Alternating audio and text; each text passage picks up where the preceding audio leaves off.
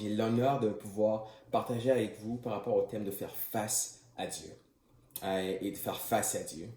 Et j'aime vraiment ce thème-là et puis j'aimerais commencer avec la pensée suivante au fait.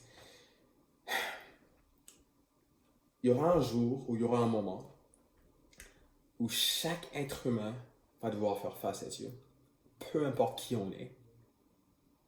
Il y aura un moment où on va se tenir devant Dieu, où le créateur de l'univers ou la personne qui a toute puissance sera devant nous.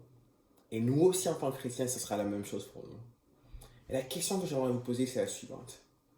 Lorsque vous allez vous tenir face à face avec Dieu, est-ce que sa présence pour vous sera familière ou sa présence pour vous sera étrangère? Lisons ensemble 1 Pierre 5 et on va lire à partir du verset 8. 1 Pierre 5, verset 8. Ça dit la chose suivante. Puis évidemment, c'est Pierre qui parle aux frères et sœurs. Et puis il leur dit, soyez sobres et restez éveillés. Votre adversaire, le diable, rôde comme un lion rugissant, cherchant qui dévorer.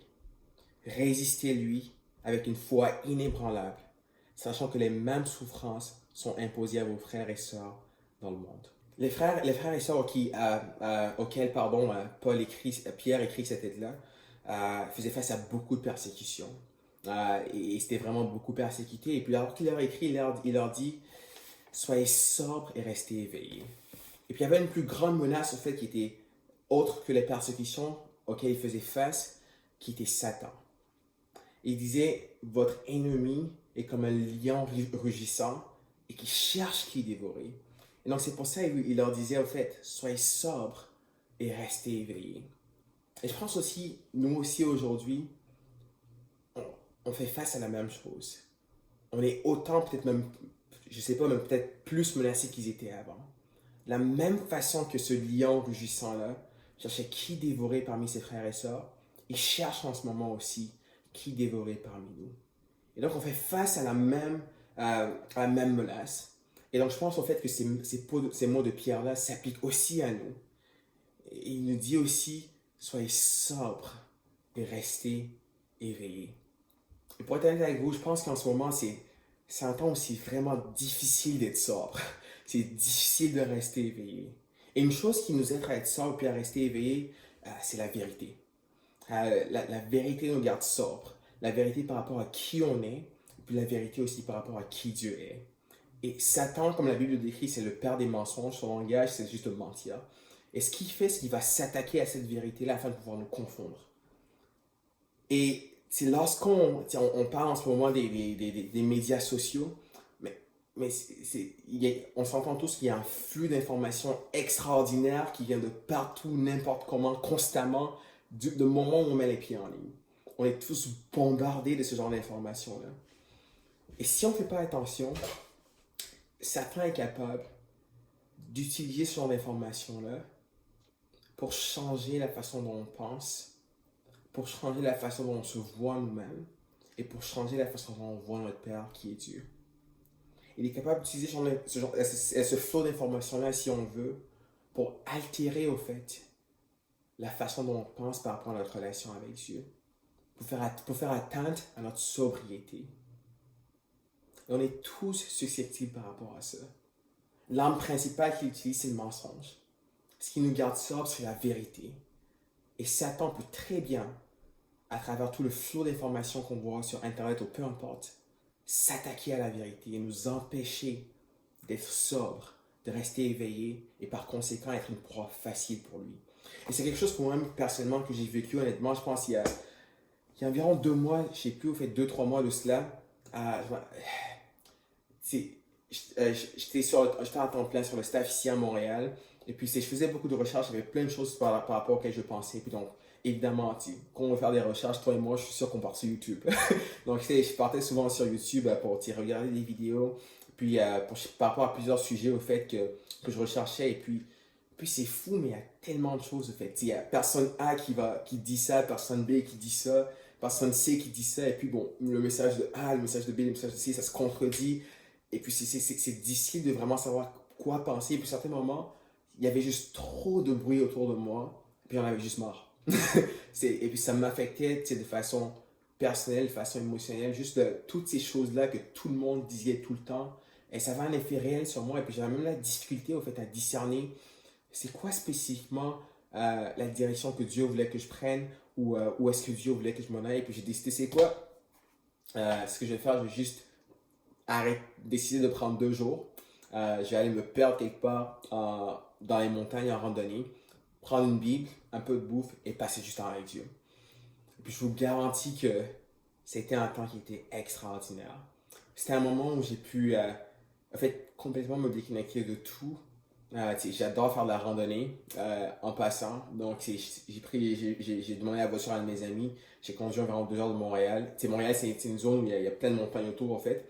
Donc j'ai été en montagne et puis c'était un moment où j'ai passé beaucoup de temps à chercher Dieu, à penser, à prier par rapport à mes frères et sœurs, à étudier la parole. Et c'est un temps où j'ai pu sincèrement me rapprocher de Dieu. C'est un temps où j'ai pu sincèrement, en fait, si vous voulez entendre, à savoir encore, il pouvait discerner plus clairement c'est quoi qu'il voulait et c'est quoi ce à quoi il s'attendait de moi et c'est quoi la direction, en fait, et qu'il voulait que je prenne personnellement. Et je pense que souvent, il y a tellement de bruit.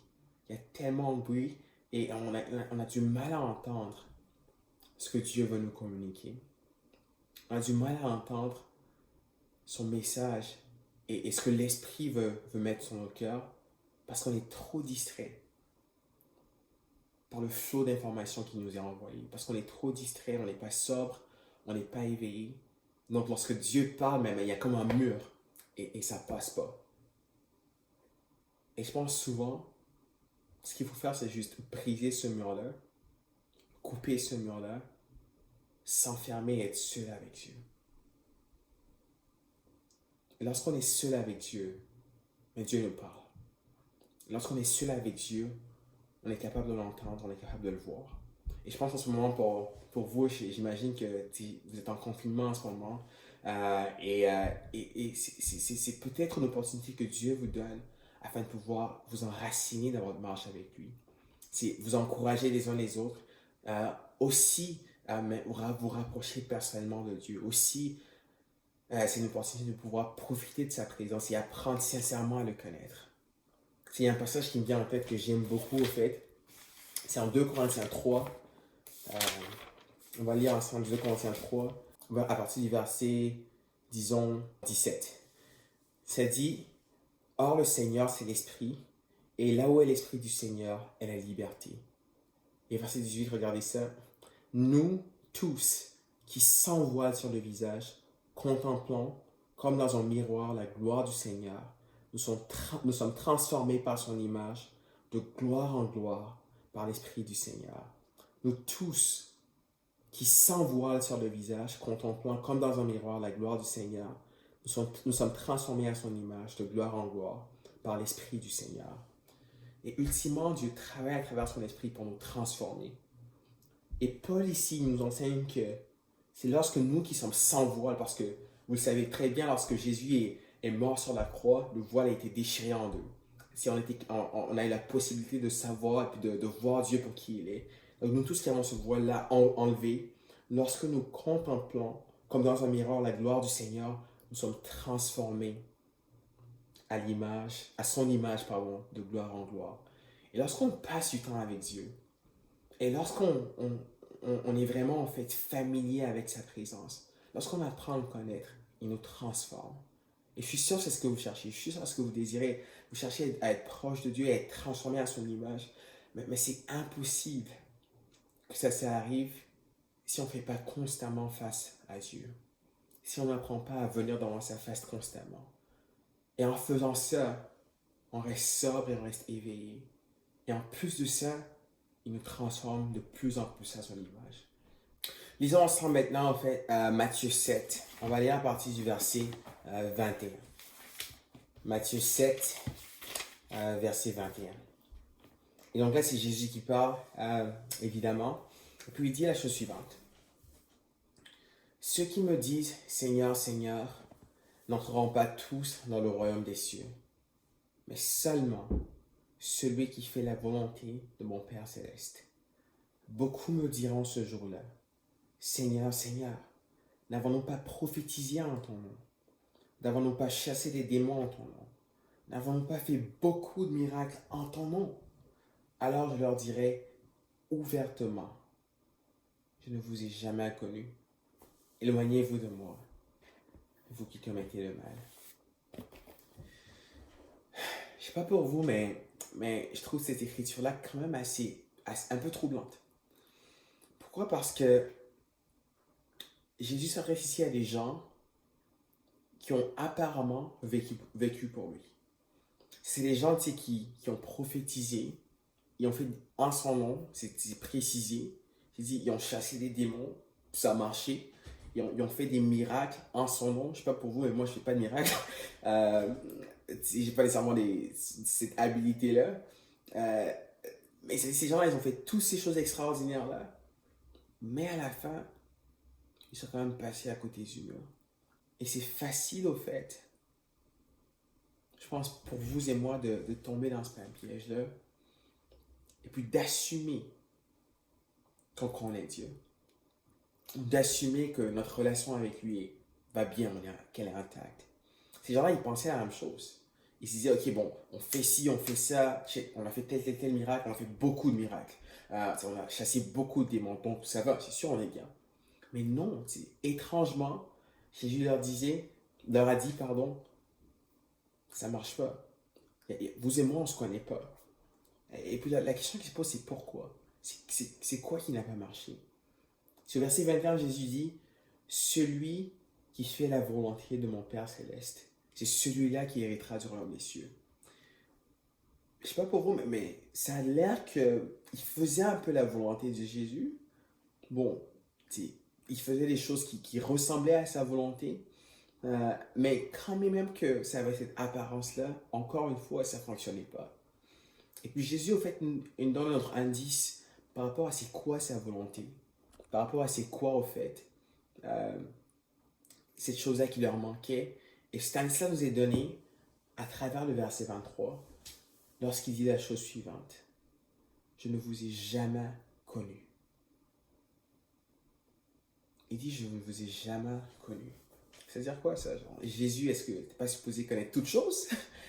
Sûrement, tu sais, c'est quoi? Tu sais tout, tu connais tout. Donc, comment Jésus peut dire, je ne vous ai jamais connu? Et qu'est-ce qu'il essaie de traduire par ça? Lorsqu'il dit à ces hommes-là, ou peut-être à ces femmes-là, je ne vous ai jamais connu, éloignez-vous de moi. Vous qui connaissez, vous qui commettez le mal. Lisons ensemble Deutéronome, verset 8, qui est un verset qui va éclairer ce concept-là pour nous. Puis bon, c'est sûr qu'on va pas aller dans ça en fond et en comble, mais ça va quand même apporter un peu de lumière par rapport à ça. Au verset 2, ça dit la chose suivante. C'est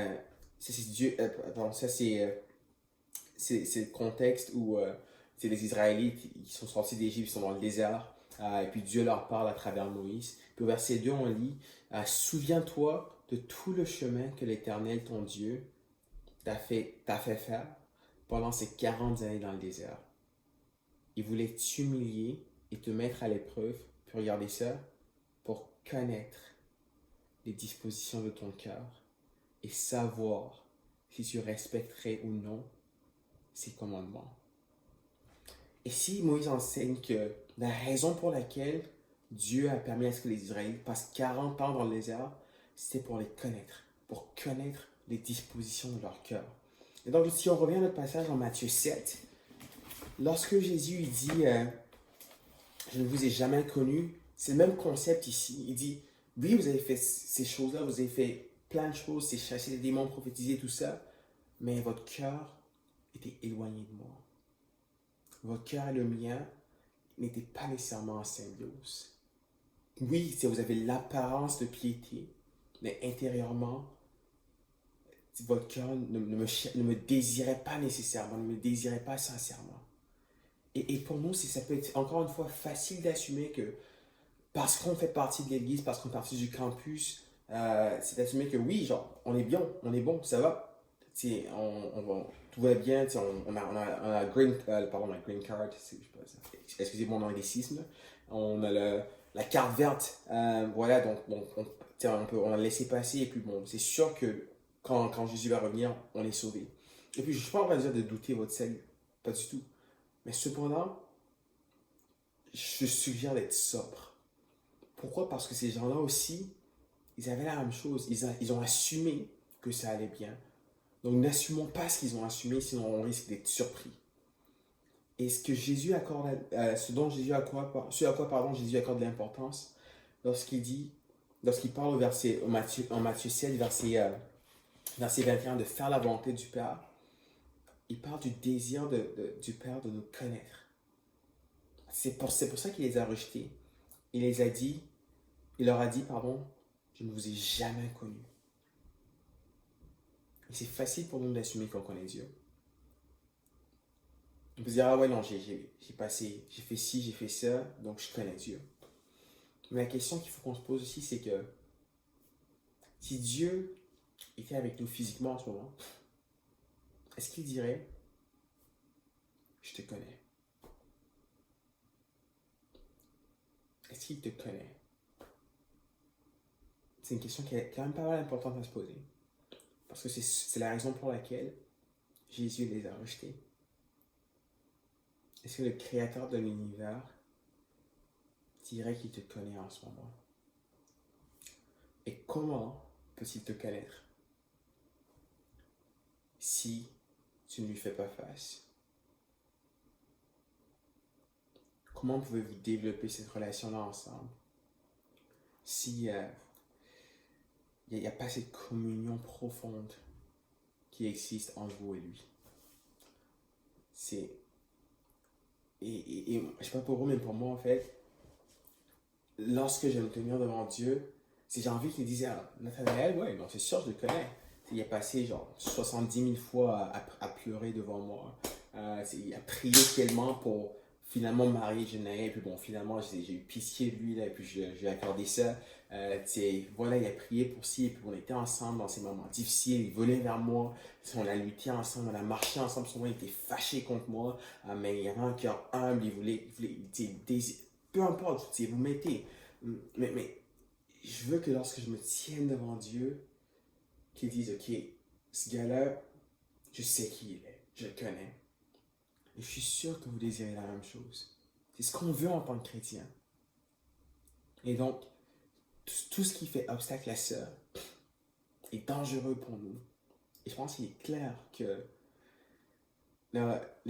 tout ce qu'on entend sur les médias sociaux peut faire obstacle à ça. Et donc, je vais vous encourager à faire, comme 1 Pierre 5, 8 le disait, à rester sobre et à être éveillé. Dieu a sincèrement envie de vous connaître. Dieu veut vous connaître. Il veut connaître les dispositions de votre cœur.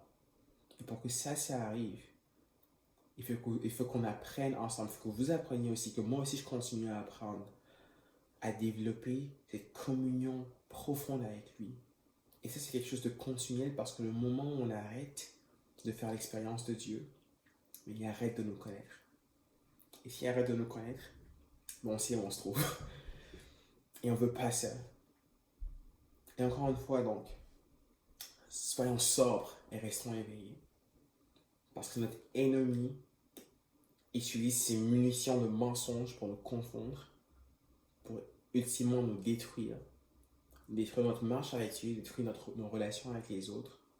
Et donc c'est pour ça qu'il faut qu'on constamment se tourne vers sa vérité. Pas juste intellectuellement, mais pour que sincèrement, on fasse face à Dieu dans le but de le connaître, dans le but qu'il nous connaisse. Et que cette communion-là puisse produire le fruit en nous qui nous aide davantage à ressembler à Jésus. Donc merci encore pour l'opportunité que vous m'avez donnée de partager avec vous. C'était un honneur. J'ai hâte éventuellement d'être physiquement à Paris pour passer ce temps avec vous. Que Dieu vous bénisse. Portez-vous bien. Cheers.